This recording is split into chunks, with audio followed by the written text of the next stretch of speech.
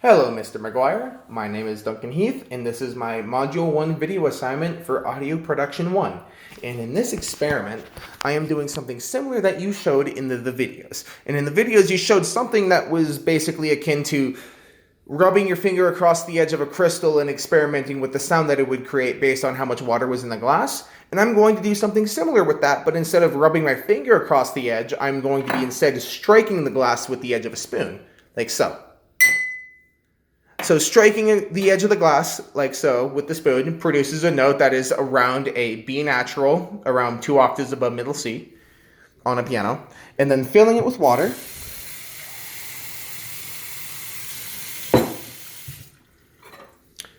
And then striking it with the spoon. It's around the same note, but if you have a good ear, you would be able to tell that's slightly a lower pitch, actually. Not by much, but by a little bit.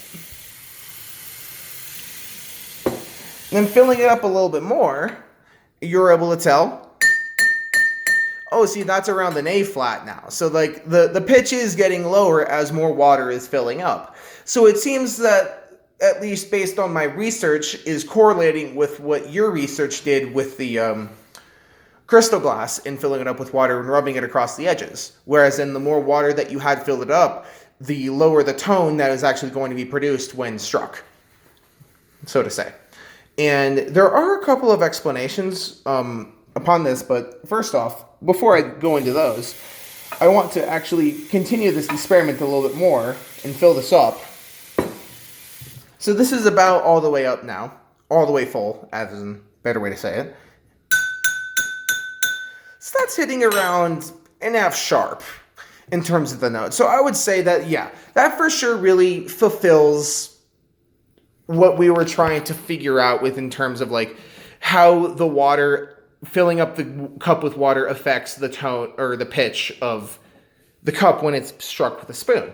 And here's and I can give a couple of explanations for this. And according to the website, there's a couple of websites that I found when researching this. There was one called Science With Me and one called Steve Spangler Science, and they both basically said the same things along the same lines, and it was basically that when you introduce water into a cup, it's adding surface area. It's adding a medium for which the vibrations and the sound energy can travel through when it is struck upon by a spoon or maybe even rubbed upon on a crystal, kind of like in a glass as you did in your first experiment.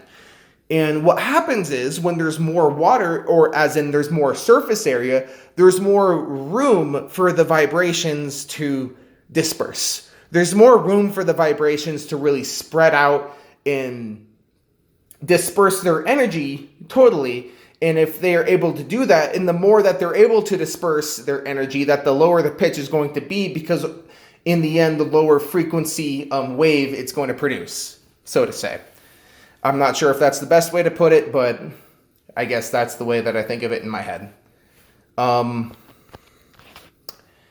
mean, I guess that really concludes it for my experiment. It seems pretty short, but I was able to understand that at least that the pitch changes are due to the surface area that is introduced with water that is added into the cup, and it's basically adding an extra medium for the sound waves to travel through, which makes it, because it has more of a distance to sound true, I'm stuttering. Because it has more of a distance to travel through, it's going to lose more energy as it does travel through, and therefore it's going to lose pitch overall as it exits the cup and enters your ear.